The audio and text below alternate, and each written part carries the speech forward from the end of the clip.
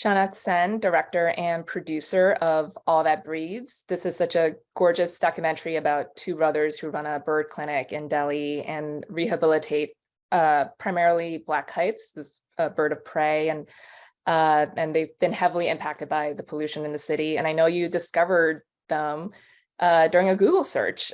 So at what point did you think this would be a great documentary? Well, actually, the film was never intended to be what you described in your logline, funnily enough. Like, it was never meant to be, especially a sweet film about nice people doing good things. So it was never meant to be a film about a bird clinic. When you live in the city of Delhi, the air itself is such a opaque, gray, heavy, tactile, like a big presence that you're often thinking about it. It has such a creepy sentience that you're often cogitating about the air itself. And I was interested also philosophically in human-animal relationships. And in a way, I wanted to do something on this abstract triangulation of air, humans, birds. And it was more about a tone or a sensorium of life in the city. And the idea was to try and do something on the kinship or simultaneity between human and non-human life. So essentially, very vaguely, that's the sort of glow at the back of my head when it started.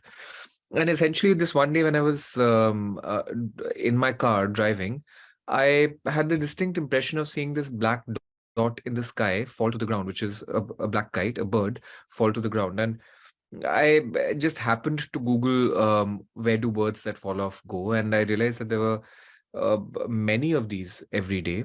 And just on a lark, I decided to visit the brothers Nadeem and Saud, who in their tiny, grubby, derelict basement have been treating black kites for the last 15 years. And I realized they've treated 25,000 black kites in the last 15 years. And not just the fact that that's staggering, that's actually not the most interesting part. They're also philosophers of the urban. And I wanted to do a kind of cinematic, poetic, lyrical piece on coexistence and kinship or entanglement between human and non-human life in the city. Mm-hmm. Well, this is just your second documentary, and I don't believe you produced your first one, Cities of Sleep. So what went into getting this one off the ground and getting the funding and like getting other producers on board?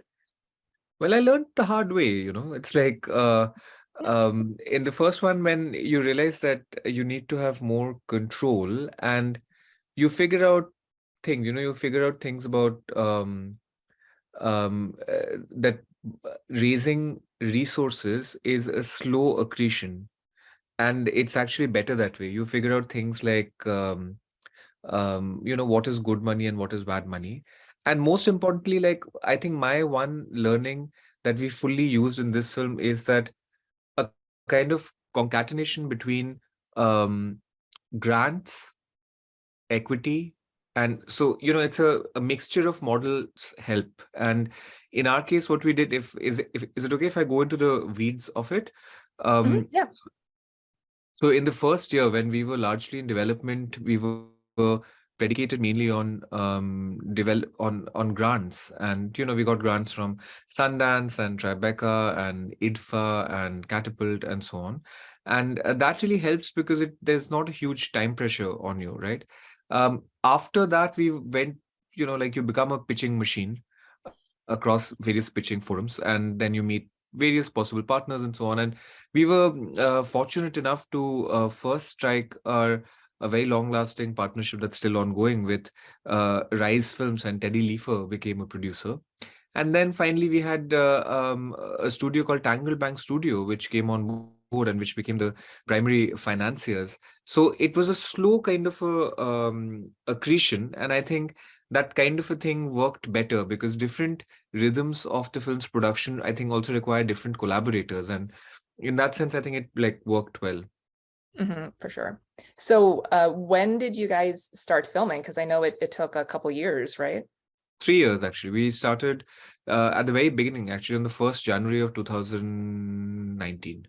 Wow. Okay. So you guys also filmed like through COVID too. Yes, Or and I mean, yeah. yeah, I mean, or you stopped, I'm assuming, a little and then resumed. well, a lot. It was a hugely start-stop thing, Mhm. and but it's a documentary, so it sort of waxes and wanes according to the rhythms of the characters' lives, which also came to a kind of standstill at that point. For sure. Well, I think like that, the format of it, just the cinema verite aspect of it, and you're just following the brothers and you're not sure, what's going to happen next. It also ties into, one of the themes of the film, like nature and how we all adapt and we have to adapt based on what's happening. And so can you just talk about just filming them through those couple years and then just seeing the material you were getting, and like, are you like cutting in your head like what kind of direction you want to go in? Because I think you've talked about at a certain point, like these brothers, like they're kind of, their personalities, they're so quiet, but I love them. And then like they have these great voiceovers and they're so laconic in how they describe things, Right. but it works so well. So I guess, yeah, when you don't have a call sheet like a narrative feature, how do you plot what you're filming, or what do you go into a day-to-day expecting when you're filming? Well, I haven't done narrative since film school, so I mean, this is all I've been doing for 10 years, so I wouldn't know what to do with a call sheet actually. The thing here is that see, when you jump off the cliff, you understand that it's going to be a fever dream where most of this kind of verite documentary is a kind of embrace of the radical unscriptedness of life itself, right? So Mhm. you're open for that kind of a thing.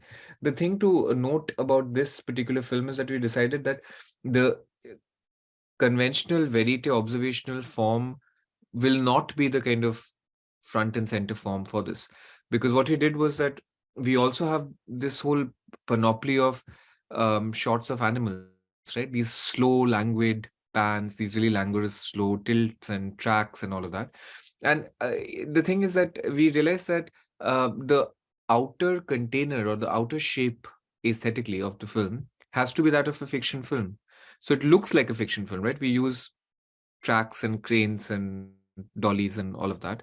But of course, we're not telling characters how to behave because that never works. But essentially, during the shooting, what happened is that because there are three threads in the film, there's the relationship of these two brothers who treat the kites and their relationship, then their family's relationship with the kites itself, and the inner life of mind of their family.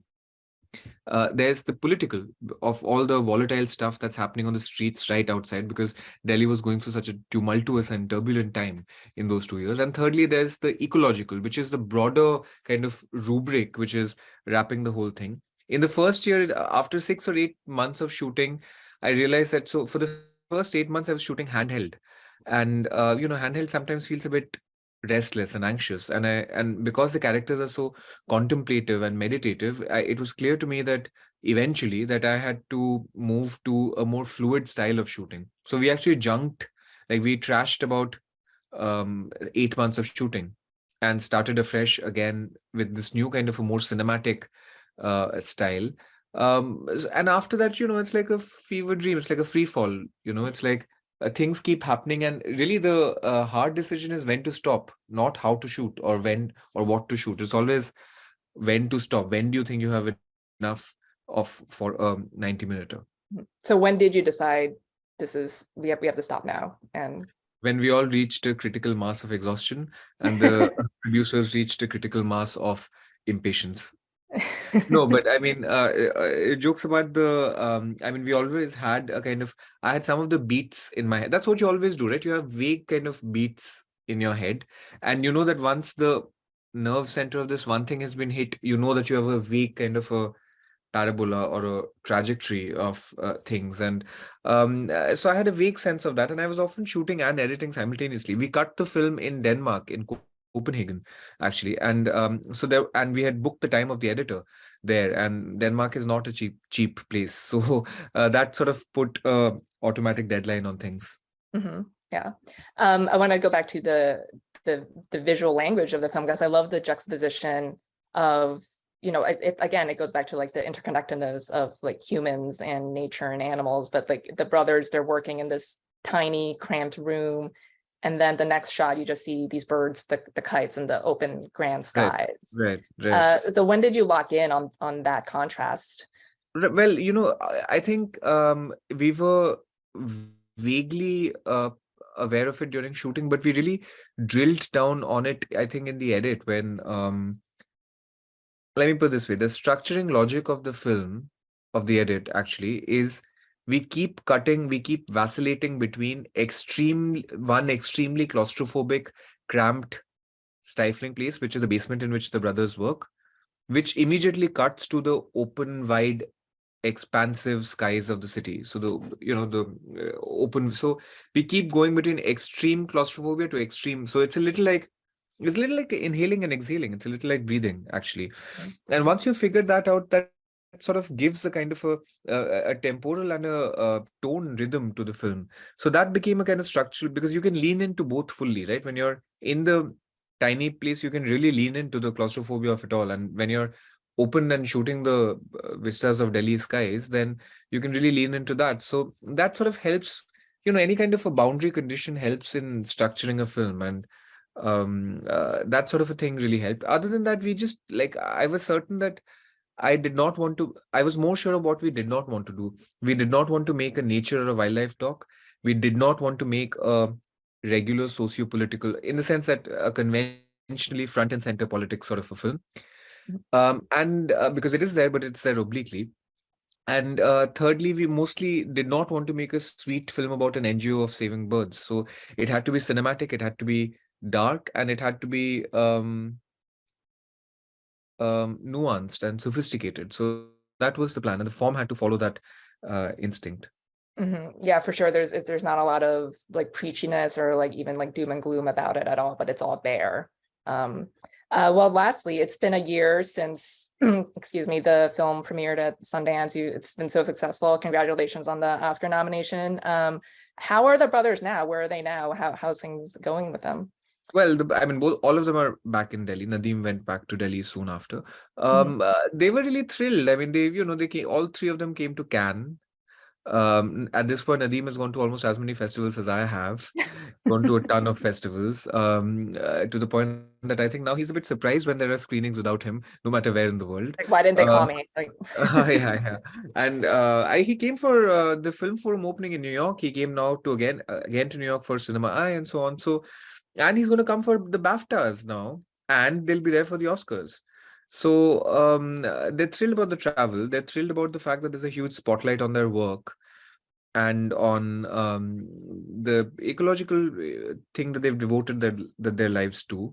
But it's not easy. I don't want to simplistic. And of course, I mean, I should say that materially, our producers have given our funders, our financiers have provided a year's funding to the bird hospital. So there has been a concrete help.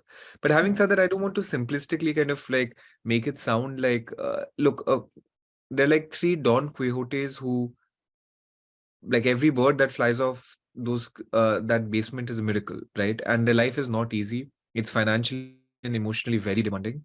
And it's not like a film will change everything in one fell swoop. So hopefully what the film provides is some alleviation or a year's worth of an oasis to their lives and some kind of betterment. But I'm not simple-mindedly naive about just how much a film can change a whole family's life entirely. Sure. Well, Shaunak, it was great speaking with you. Thanks so much for your time, and we'll see you back here in a little bit. Thank you. See you in a bit. Thank you so much. Lucia Aniello, a creator of Hacks. I thought season 2 was way better than season 1, and I love season 1. Cool. But how did you guys approach the second season, and how much pressure did you guys feel after season 1 was such a success? To start with your second question, we felt a lot of pressure. Not really necessarily because I think, from external sources, really. I think we just really felt like, in this industry, there's like everyone's always taking shots on goal, and getting a movie made or a TV show made is like a miracle, and having something cut through is an even bigger miracle. So like it felt like, oh my God, we actually have this show that people are watching and really loving, and connecting with in a way that felt like really honestly like special, at least for us. People saying that, like, I'm watching it with my mom, or I'm watching it with my husband, and I watch it with, friends from college, like, it really honestly felt like people were connecting over the show. And so I think when you have something like that, you're just like, we better not blow it. We just wanted to continue to make people feel the same way about it, or hopefully like it even more the way that luckily you felt. So we did feel like we really put a lot of pressure on ourselves to make a show as visually exciting, as emotional, as funny. And I think because we learned so much from making season 1 with the actors we had, and just with our crew and all that, it felt a little bit more like we could make some improvements. Jean was the only person other than Paul W. Downs, who plays Jimmy, the only people who had cast when we wrote season 1. So now we are writing season 2, knowing who we're writing for. And I think that made a huge difference. For sure. I forget your first question. What was it? Oh, it was just, how did you guys approach it? But you just answered it. So there you go. But one thing, I remember when I saw the log line for season 2 or whatever, and it was like 8 episodes, and you guys it was 2 fewer than season 1. And we were talking about this before we started. Yes. And just cutting down, and but I think generally speaking, when the first season of a show is successful, the instinct of networks and studios is to do more season 2, like more episodes. So can you talk about deciding to cut back for season 2?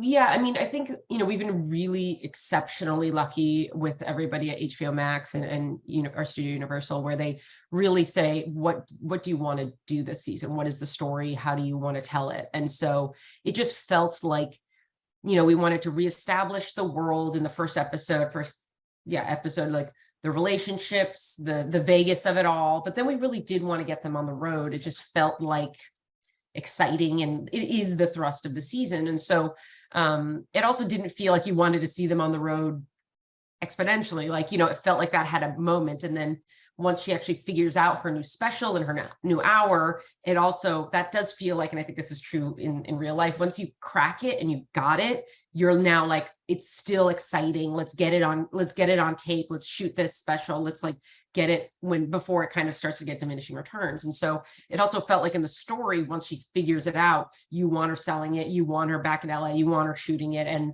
there's a lot of fallout in her personal life from what that results in. And so it didn't feel, I think, design as much of like the gang's in every episode and the gang's all here, because a lot of the gang is back in Vegas, a lot of the gang is back in LA. So in any case, that's how we approach season 2, which is different than season 1, and it's different than the season 3 that we're in production on.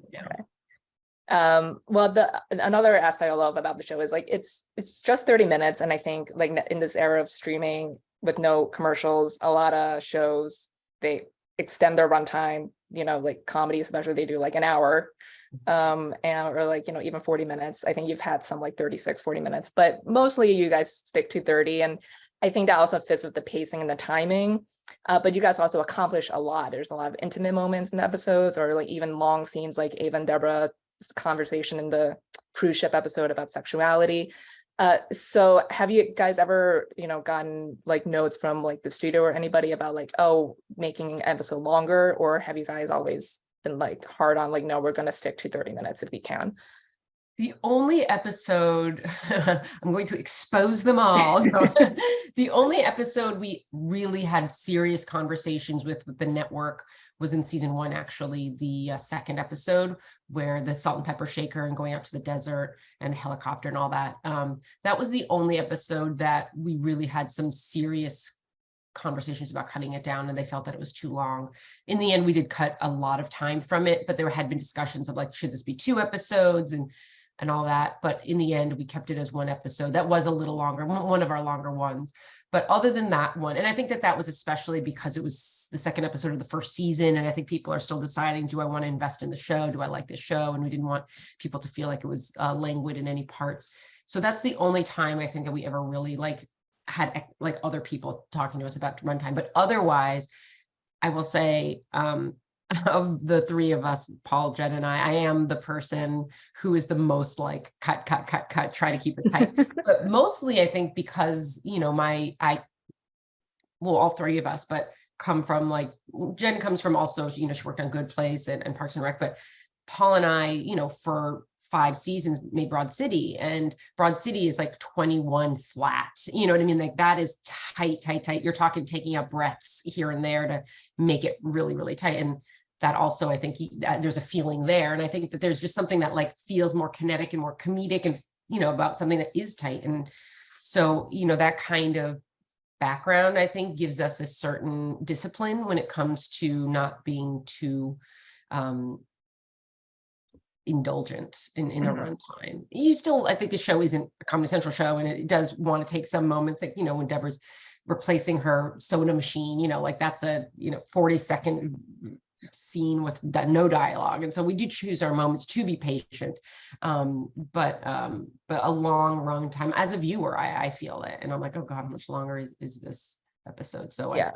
I try sure. to well, speaking of Good Place, the season 2 finale was directed by Trent O'Donnell. Mm-hmm. And I know that was also partially because you were pregnant, and Jean has talked about how you went into labor doing it during episode 9. So what were the logistics of planning the finale, knowing it was around your due date, and calling in a guest director?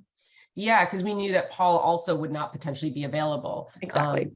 So because he is the baby daddy, and he directs the majority of the episodes. I don't direct. So yeah, I mean, I think Trent had worked with Jen before, and had worked with Morgan Sackett, one of our producers. And so, I think he felt like the right fit of somebody who was going to be very open about, like, hey, here's how we view this show. This is because we are very exacting and we are very particular, which is why Paul and I direct, I think, 90% of the episodes, is because we really feel like we know what this show is. And Trent was a great partner in coming on and being very open to, like, hey, here's how we see it, and being like, great, I can execute that. And also, here's another great idea. And we're like, great, that's a great idea. And so he really was a fantastic collaborator. And also, of course, there's an incredible invention called Q-Take, which means that I can watch takes live on my phone anywhere. And so I was on Q-Take. I think I gave birth on a Friday and I was on Q-Take on Tuesday. So, I never. A lovely long maternity leave there. Oh yeah. Hey, 72 hours is huge for me. Yeah. There's also, like, now I feel like I had my first child, but I also have a child that is hacked. So I just really kind of had my second child. Well, another thing about when you have a successful show, the next season, a lot of people want to be on it, like actors, and you had a lot of amazing guest stars this season: Laurie Metcalf, Ming Na, or my favorite, Devon Sawa. Yes. So did you guys really get a lot of calls, like, from interested parties? And then when you were writing these new characters that she was meeting on the road, like, how do you decide, like, oh, we want to do, like, for lack of a better term, like stunt casting for it? Yeah, it's really interesting because we are really thoughtful, I hope, about how we go along, how we think about that casting, is because we never want it to be such a celebrity that feels like it takes you out of the show. And so if we have somebody, for example, like Laurie Metcalf, I think what's amazing about her is she's such an incredible actor, and is so funny, that it felt like she fit into the Hacks world as this character. And I feel like when I watch it, I'm not like, oh gosh, that's Laurie Metcalf. I'm like, that is Weed, and she is insane, and she's complaining about mattresses in the mail, and I'm like, she's amazing. So we hope that we have that they are able to exist in our playground in a way that isn't distracting, but is only additive.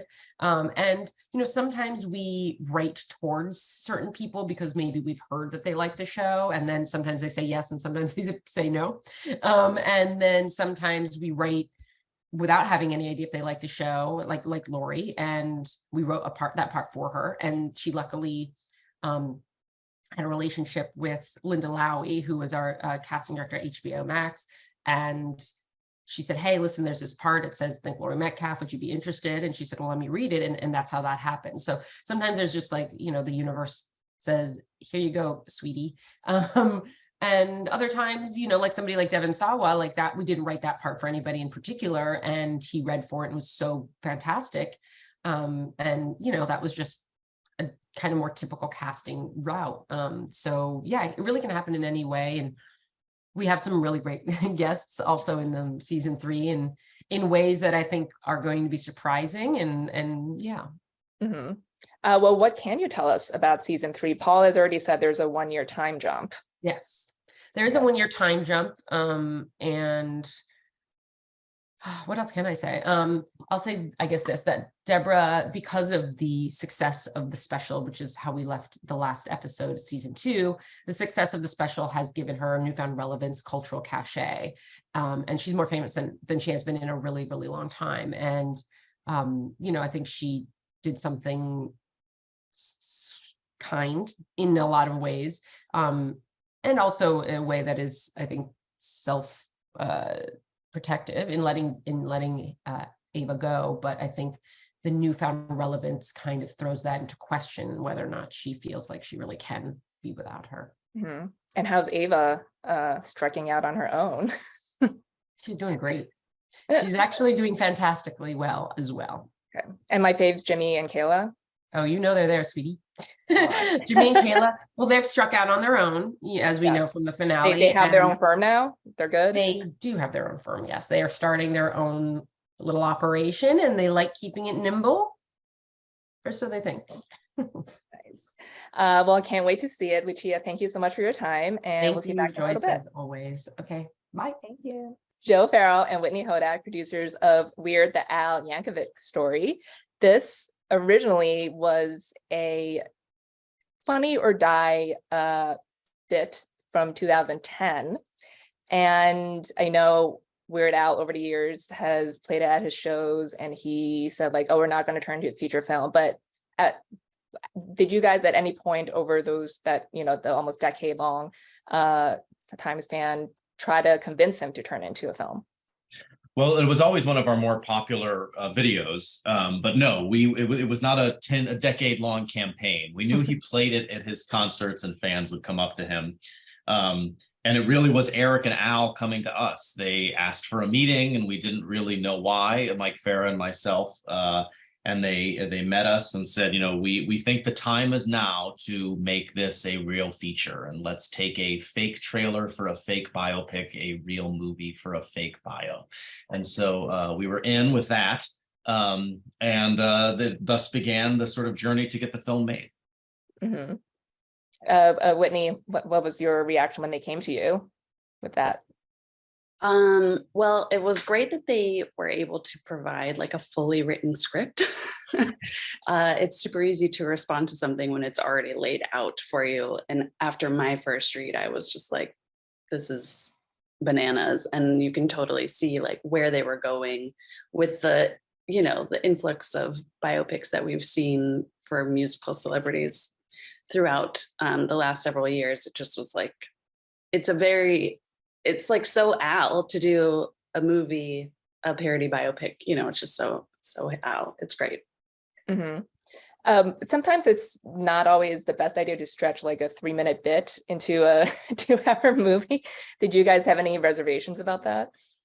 Yeah, I think that's the pressure we feel with everything. Is the first line of every review is like, this should have stayed a short. And so like we always, that is creatives are always cursed with something, and our curse is always that first paragraph of it should have just stayed 3 minutes. So yeah, I think the scrutiny, it wasn't that we didn't want to work with Eric and Al, but I think the bar that when they came in is everyone will say this was a great short and very successful. Why does this need to be a movie? And so when they pitched us the movie and then showed us the script, it was very clear that if it was executed, properly, and we knew Eric could do it, that our hope was audiences would say that it was worth the journey to see it come to life.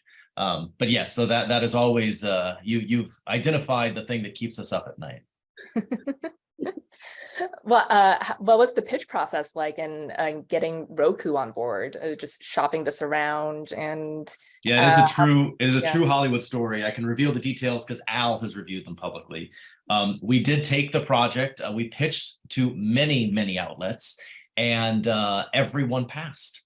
And they passed because they said that no one would get that it was fake, and they would be confused, and that they just didn't think people would understand the joke. They liked Al, they liked the script, but they didn't feel the audience would get it. And so Colin Davis, who was a young executive at Roku, became a champion for it. And he read it and got it and said yes. And the old Hollywood cliche of it just takes one yes is literally true in this case. And Roku was incredible partners. They had never done a movie before. They were just starting to do original content. And so we told them we would be their house of cards, and we knew from the very beginning that it would go well. But no, Roku showed tremendous faith in us as filmmakers and provided all the resources Whitney needed as a producer to sort of get the movie made. We did only shoot it, as Whitney could tell you, in 18 days. So it was right sized for their budgets and expectations. But yeah, it is one of the true Hollywood development stories where everyone says no, it gets made, it turns out, we think it turns out well. So it is one of those very satisfying stories. Mm-hmm. And one should never underestimate the power of Al Yankovic's fan base, which is huge and broad and wide reaching.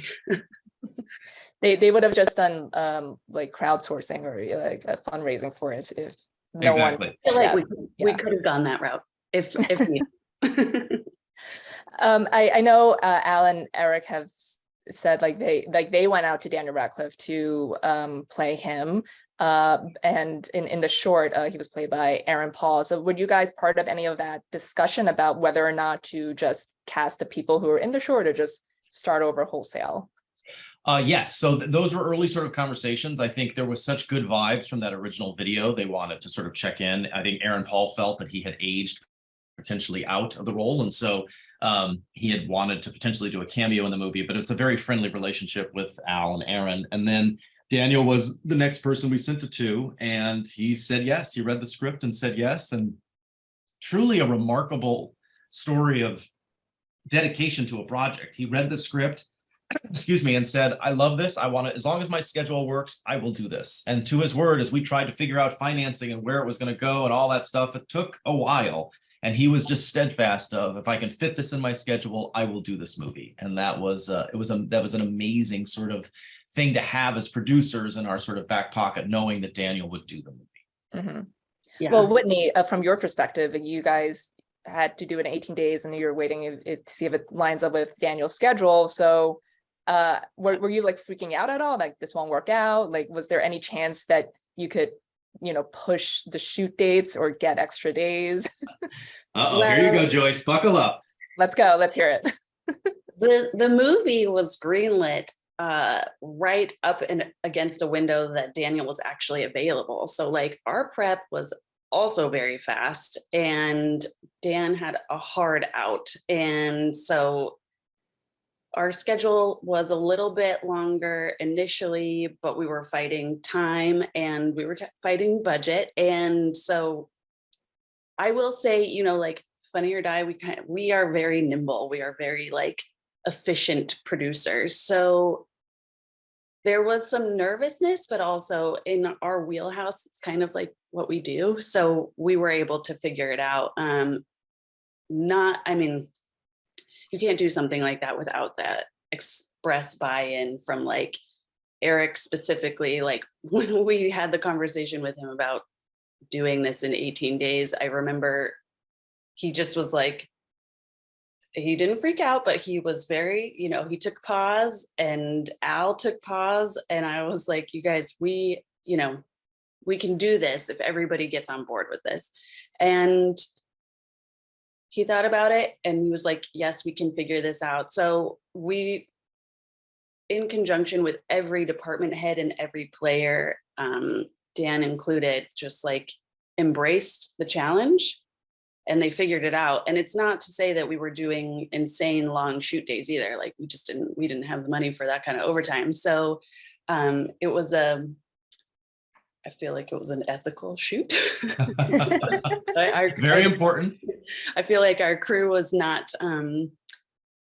worked to the bone and, driving around at night with no sleep and stuff. And that was just in part to everybody getting on board and trying to make it work. And that, Dan's schedule really did put us in our window, and we figured it out. And I'll say it because Whitney won't, but Whitney and our producing partners at Tango, Daniel made a comment towards the end. He's like, this is one of the most efficiently run sets I've ever been on. And I think it's because when you're on blockbuster films, you have the resources to say, oh, well, we'll pick this up, or well, it just. Yeah, he probably took a whole month to magnified. shoot like Harry Potter, like, footage scenes. Yes. This we had no leeway. So it's like Eric had to get it. And I think it is a top-down thing that when Eric and Al and Daniel and the producers are all, it is we'll treat everyone well, but it will feel like a summer camp experience. We will get you in and we will get you out. We will not waste your time. All that we ask of you is that, everyone sort of be as focused and as positive as possible, because it's the only way it will happen. And I think you could feel that in the product. There's just a lot of love up on the screen. I feel like every department head was doing, with a limited budget, the most they could do. And you can feel everyone's like ambition in the final piece when those limitations are sort of on us. Mm-hmm. Yeah. Well, I got to ask about the unhinged, celebrity-filled pool party scene. I know Al, he just opened his contacts in his phone to call up his friends to come cameo, but what was it just like, the logistics, just organizing and wrangling all these celebrities? I'm sure not all of them were there the whole day. Maybe they could just come in for like an hour or two. So what was that like, just organizing the schedule? Yeah, that we just, at a certain point, we had to commit to like, this is the day we're shooting that scene. And these are the people that we would like. If they're not available, we're going to just have to be sad and then call other people. And Al did help a lot with that process. And ironically, like shooting in California, the pool scene was the coldest day that we actually had. We were there outside all day. So that was a classic filmmaking moment. Every day outside of that was like very warm. But I think only Conan had like a hard out that day. And he came in and did his bit, but everybody else, they're all sort of, they have their own pockets of relationships, and it was a fun enough shoot that people pretty much hung out for the day. They're there for Al. They're all friends. So absolutely. We would get emails from Al and he would say, Jack Black's in, and he would, Conan's in. And like it's very, Hollywood runs and like you did me a favor, I did you a favor. So a lot of times I think stars and are unwilling to go into that cell phone and sort of ask for favors because of the favor economy. Al is not afraid to go into that cell phone, and did. He knew his moment had arrived, that all the podcasts he had done, all the late night appearances he had done, it was now payback, and he went in. He was playing the long game. So, yes, yeah. It was just years of, Al will do it. Well, then everyone had to show up at that pool party. Yeah. And Whitney's right. It was, I think some of the coolest things was just looking down the little row of trailers and just seeing people outside their trailers talking. And that's when when people aren't sort of, especially because it was cold and windy, people were sort of out, and it just was a very sort of communal feel. Mm-hmm. Well, lastly, something that took us like the entire day to shoot. So yeah. Well, there's a mid-credit scene. Sequel? Well, I don't want to. We go break news here. No sequel yet. There are sequel inklings. Okay. So provide there. You should just start with another trailer first, and then in 12 years do the movie. So yes, and then we'll have a sleepless 10 years where we worry whether we can ever be better than the trailer. Thank you, Joe. Yes. Awesome. Well, Joe and Whitney, it was great speaking with you guys. Thanks so much for your time, and you guys can stay on because everyone else is coming back. So. Welcome to our Producers Guild of America Awards nominees panel. Today, we are joined by Shaunak Sen from All That Breathes, Lucia Aniello from Hacks, and Joe Farrell and Whitney Hodack from Weird, the Al Yankovic Story. Thank you all for being here. I was talking to someone, I was telling someone today I was doing this, and they literally said to me, what does a producer do? Because I think some people just know like they wrangle money and maybe they coordinate stuff. So I guess, how would you describe the job of a producer? Lucia? I guess I would say it ranges from making creative decisions, because some people, who are producers on our show can just only be somebody who like reads scripts and kind of gives advice here and there on just story and character and things like that, all the way to a producer who really does handle the money. And then in between is probably the people who help figure out the physical production and making sure you can make your days, and does the money make sense, and can you lose that they're going to pitch to the director? Can you lose a couple setups to make the day work or whatever? So I really think that, yeah, producer can be one of very many different things, but all of them have in common that they're just trying to make something really good happen with the resources they have. Mhm. Well, I think the producer tag is the most everything, everywhere thing that you can think of. I think the thing that's most common to most things produce serial is that there is one foot usually on the logistical, which might be the monetary, but there's usually a sense of the logistical also that a producer has. That's literally in terms of the Venn diagram, the only thing that's outside of a purely creative thing. But of course, producers are also as involved. I can more specifically talk about producing in creative documentaries, and there, because remember that I can't think of a single good creative doc that is made in less than 3 years. So there, it's really like it's as much a question of resilience and figuring out where the next burst of money is coming from, to permissions, to releases, to insurance, to everything, just everything constantly. So it's just I mean, anybody who's not a director but often also the director, like in my case, is it's like anybody who has helped can be a producer. But I think there's a critical sum of things that you have to do by the end of it for you to arrive at that tag. Yeah, sure. Joe and Whitney? I agree with everything that's been said. I like to think of it a little bit as a producer represents a project, right? And so people might have other, directors might have other projects they're thinking about, writers might have other projects, but when you sign on to produce a project, I think your value to that project is that becomes your focus, getting that thing made for the whole group of people. And yes, you have to worry about money and you have to make sure that people are, treated ethically and responsibly, but it really is at the end of the day, from the seed of the idea to the delivery of that idea, you become the advocate for that specific project. And so I think that can take all sorts of forms. But I think when, Whitney and I, who are both sort of, more traditional producers, I think these projects become, our sort of, children in a way. Mhm. Yeah, I think a producer can mean so much because you serve so many different roles. Like your goal is to serve the creative, but your goal is to serve the budget that you have to make that creative.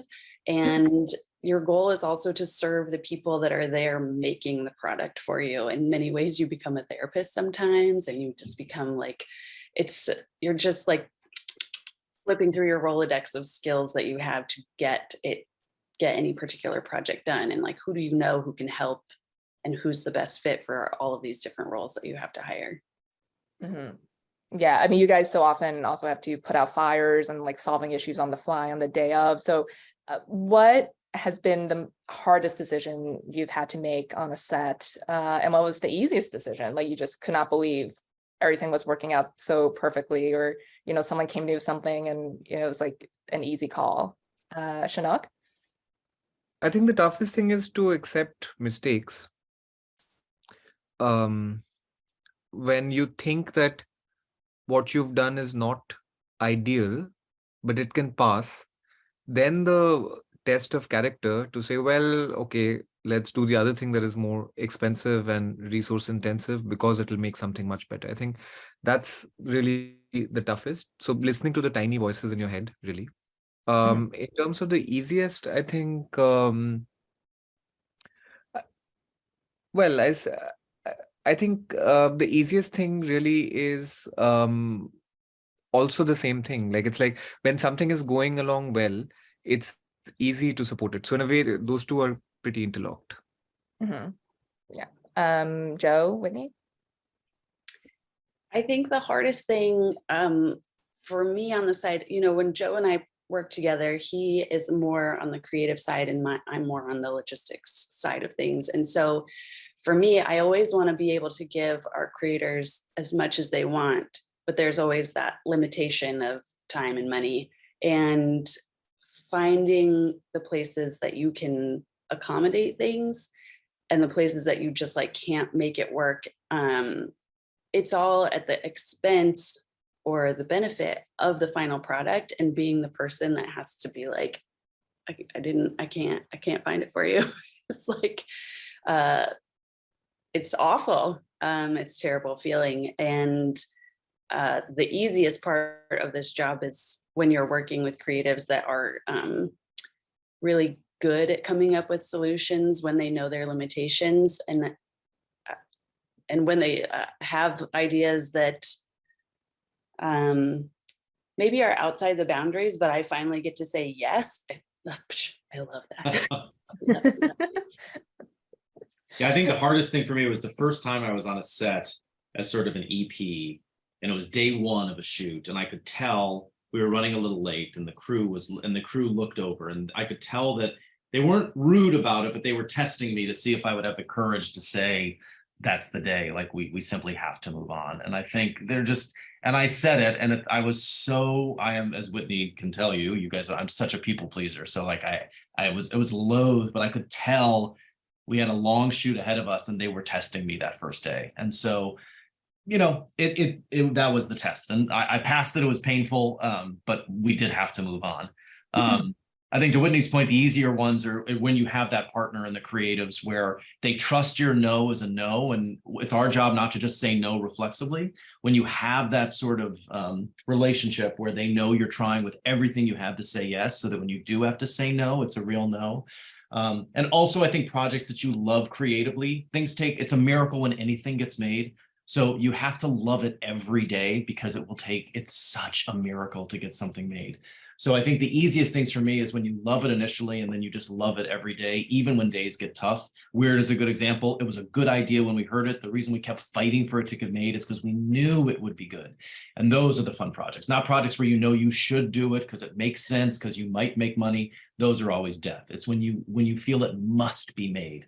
Those are the easy yeses. Yeah, for sure. Like when you believe in it. So, Lucia? I think for me, the hardest thing is kind of the struggle I have as sometimes a director and producer, because, like these guys are saying, sometimes you have to make those calls of, listen, we can't do this, but I'm the one arguing with myself, and so and there's like just the pure creative side of me that's like, I want this. I think another take might be the one that we use the entire take of, because the actors are finally really getting into the groove and we adjusted those lines, and that's great. But now I'm also thinking about, that means we're going to push call tomorrow, which would be fine, except for we're shooting outdoors. So that means less time, we just have less light, and therefore the setups for tomorrow, I'm not going to get as many setups. And so that constant like brain math of like, how does this affect the bigger picture? But also I want another take, because I know that the actors are really getting to the groove, and maybe I'll turn around, and the other side, I know that actor like has a couple alts they want to do, we have an alt we want them to do, or whatever. Just like that constant Tetris of like, how does this all fit together? And then fighting with like the bigger picture of getting the show done on time and whatever, like not just financially, but just sometimes the way the moon and sun works, like, is a really big struggle for me. And so that's something that I like, unfortunately, am like internally fighting with myself constantly. And I think that in a way it would be cleaner if I wasn't a producer, because I'd be like, well, I want it and I need it and whatever. But like, you argue with someone else, right? What? You argue with someone else. Yeah, I'd love to argue with someone else, but I can't. Lucia, I was wondering, like, what do you think, what wins more? Who wins more? Because, we work with directors who it's just like, it's my job to push you and it's your job, Joe, to say no. But I'm just going to always push.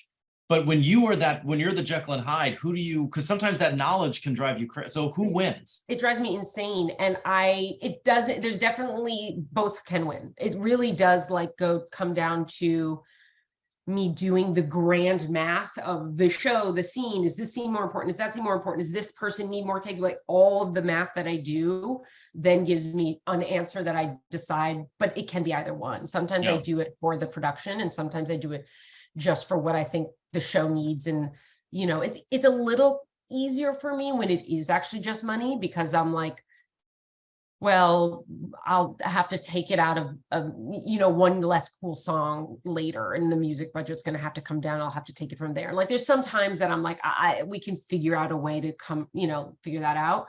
But when it comes down to like actors turnaround that I can't control, and that means less time with them, or things that are more hard, that makes it really difficult. And so, yeah, it can be either Jekyll or Hyde that wins, but it is something that absolutely keeps me up mostly every night is did I make the right call on that, and should I have gotten one more take? And of course my DP every morning says to me, we should have gotten another take on that. Yes. And so if I have figured out a way to finally we know Adam Bricker, we know Adam Bricker. we know Adam Bricker. I love Adam, but he's the best. He's the pure creative person on with me who's definitely pushing for that stuff. But that's important, because sometimes I can be more pragmatic and I want to get the show done on time, and I try to be a responsible producer because that's also part of the job. And so it's a concern for us on the flip side. I think Whitney and I struggle, like if we are strong and organized and right and say no, and we end with money, or we end with we could have had another half day, that weighs on us. It's like totally. No one rewards you for finishing with money. Like you want to, so it's like there is that, like you don't want to be right and then wrong. Totally. Yeah, because you can't undo that moment, and you can't undo the fact that you were there and you have the cameras and you have the actors and everything was right there. You just needed a tiny bit more time, and you can't go back and do that, And so that's also something that I think about, I'm not trying to say that my show is going to last the test of time, but I'm like, I don't want to look back on it in 30 years. Hopefully it's still on some platform and be like, man, I should have gotten that. You know what I mean? Because should have taken that meal penalty. Yeah, exactly. And so it is really difficult. It is. And also you have to think about is this actor going to be pulling out another take that's fantastic, or are they exhausted and they also are just kind of whatever, and then you shoot it and then it wasn't worth it, and now the producer's annoyed because we're going over and we took that meal penalty, and in the edit it's not going to end up in there. There's no winning. I assume that the easiest part is when you agree with yourself, this is all. Yeah, sure, that's a great answer. When I agree with myself, and I give rarely myself happens. High five. Just waiting for that to happen. Let us know. Yeah. Well, no, actually, I actually do think the easiest, and you don't know until you do it, is okay, I'm going to get one more take, and then the last take is fantastic. Then actually in hindsight, that's the dream, right? That is the dream. And sometimes it does happen. And when that happens, I'm going to get to sleep. I'm going to get to sleep. And that's amazing. I want to ask about just finding the right producing partner.